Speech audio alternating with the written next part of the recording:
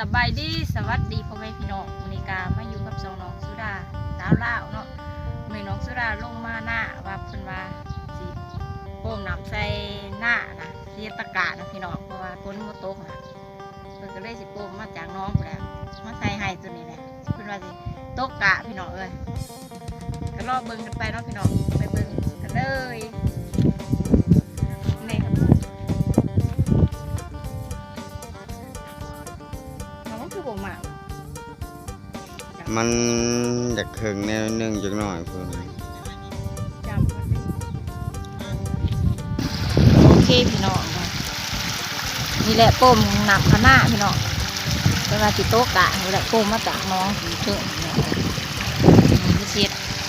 ตะกะให้พี่น้องเพราะว่าพ้นมันหมดโต๊ะพี่น้องคือจะได้ป้มมันมีหนักแน่น้องใช่ไหมเนี่ยจักยืนจักมากๆป้มใจน้องพี่น้องโต๊ะซ้ำพ้นโต๊ะมาพี่น้องป้มซ้ำพ้นโต๊ะค่ะพ้นโต๊ะคือว่าแล้วตายขาพ้นโต๊ะกินลำไว้ลำพ้นมือให้โต๊ะก่อน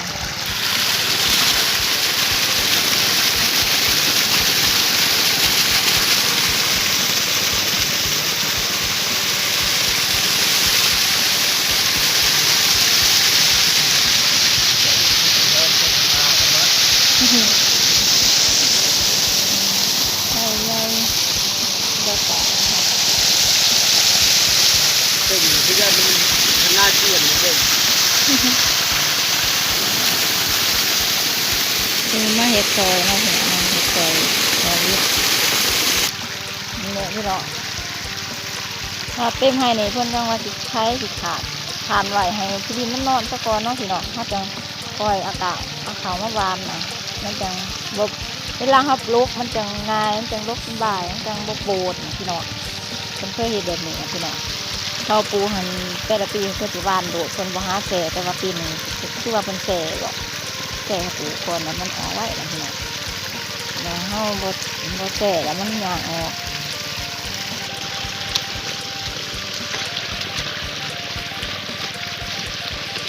คืออาชีพนะครับทำหน้าหน่วยใหม่หนาไม่ไว้ไว้เกลียด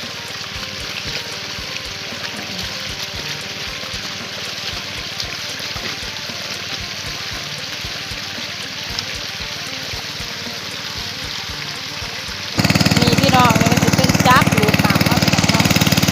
มีรูดออกรูดที่ในตาตัวในน้องมันมีหนามเดโซรูดไม่ได้ให้หน้าโอเคพี่น้องกันใช้หน้าใช้ตะกะแล้วพี่น้องเพราะว่าปมหนามเขามันไหลแล้วมันสำนีเนาะกันปมเขาไว้เลยพี่น้องเพราะว่าอย่างมันบกนะซ้ำไทยแล้วเนาะเพราะมันดินมันแห้งร้ายนะจะได้ยังพันปิดมันให้มันคอสะกอนนี่เนาะเอาได้ร้ายพี่น้องเผื่อมันบกก่อนคนมันหมดตัวลายหมดเลยมันแห้งมันแดงนะมันกระสิจูบหนักแน่วันนี้นี่นะว่าวินเป็นไทยหนาไทยหิตะกะให้นี่นะเป็นให้เดียนี่นะก่อนเพราะว่าถอนถึงไปให้เดียพี่น้องถ้าว่าพ้นมาโตใหม่ก็ตายไปซื้อกะก็ละแต่ว่าโตใหม่คือว่าดีเนาะคือว่าเลยลำก้อนโมสิซะ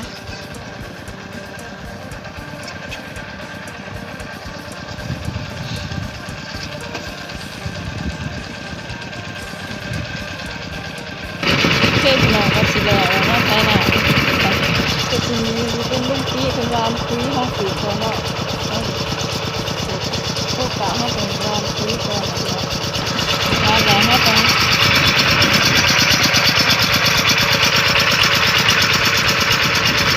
มีแหล่ไม้ร้านไหนเขาเป็นขาดนะพี่น้องมันจะทัวไอทัว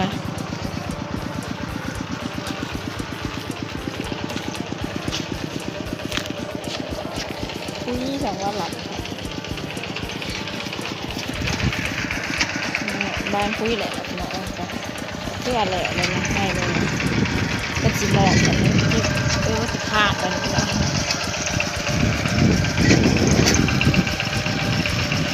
โ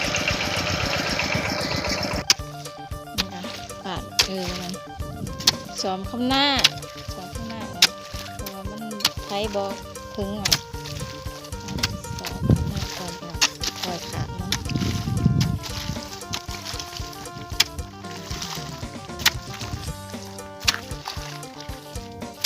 แหลกแท้พี่น้องเอ้ยยืนมันปั๊บแหลกก็แหลกเหลือเกินโอ้คอยแหลกปุ๊บมาอยู่โหมพี่น้องมันแหลกร้ายไปยืนตายโอเคพี่น้องก็เลิกขาดถึงขาดพี่น้องขาดมากตัวนี้ขาดมากเลยไทยแล้วพี่น้องแต่ว่าเขาจะมาขาดแล้วนะขาดแล้วห้าปันเราเบิ่งคนไปเนาะเราเบิ่งคนเฮ็ดแบบว่านะแต่เขาเฮ็ดเพิ่นเฮ็ดเทราปีหันขาดแล้วเขาต้องเอามากลัวเฮ็ดให้มันเที่ยงนะพี่น้องแล้วเวลาเขาตกมันจะเสมอกันมันเป็นคุ้มเป็นคำเนี่ยเราเบิ่งคนไปเพิ่นเฮ็ดแบบเก่าบ่หะ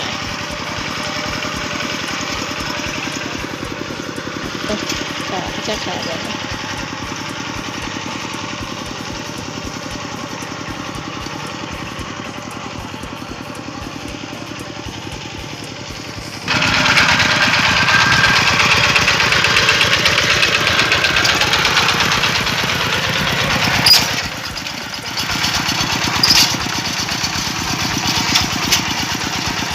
แท้ที่น้องเอ้ย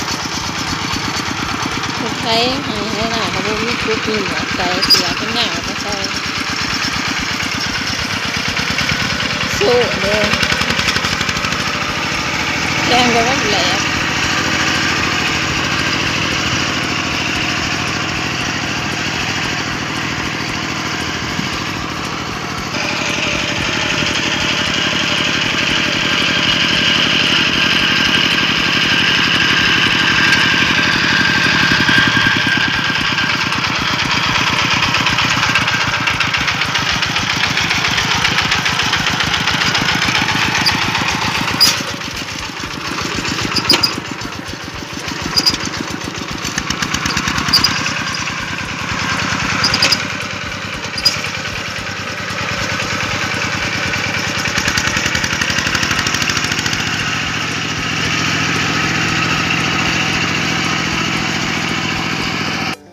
โอเคพี่น้องกันขาดเรียบร้อยแล้วกัน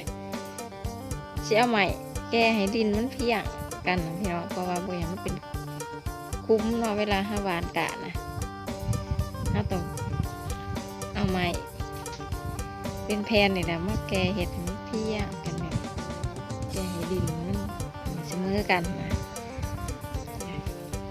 กวาดดินเนาะ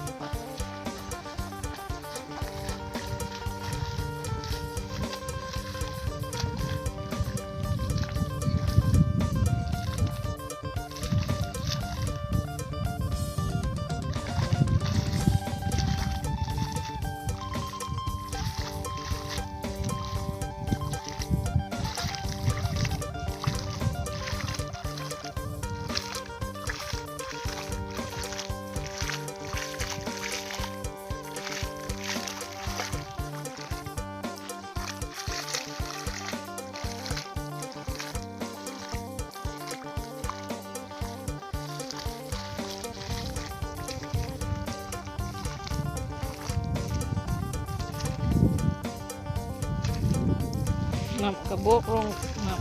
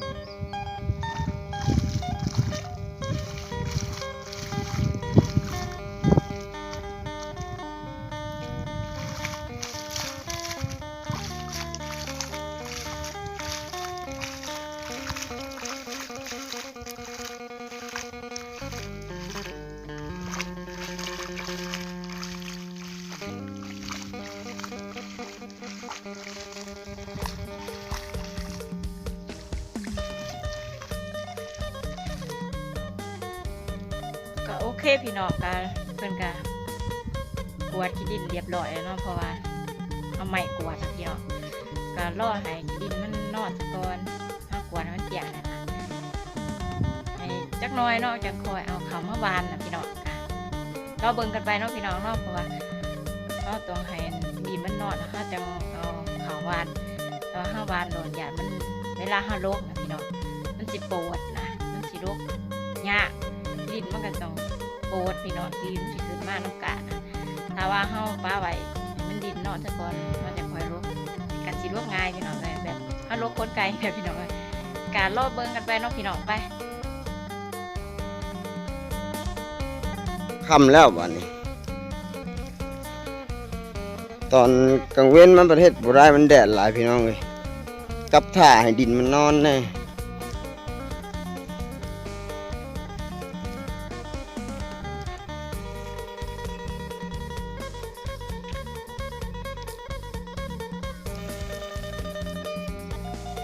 วัดก่อนเด้อ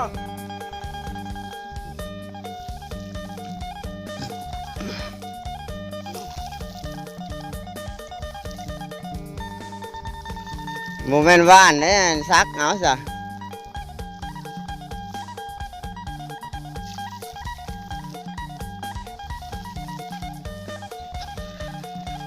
ปุ๋ยเขาก็ใส่เลยเนาะพ่อใส่แต่ตอนไทยตอนคาดอุ่นปุ๋ยกับพี่น้องเลย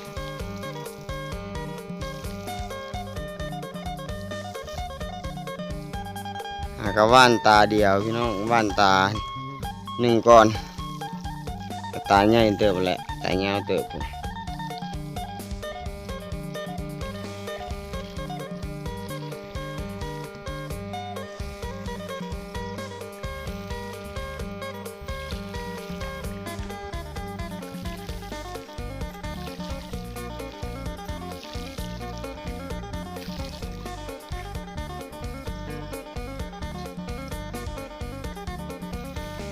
อันนี้ก็สิใส่ประมาณชอบหนึ่งแหละพี่น้อง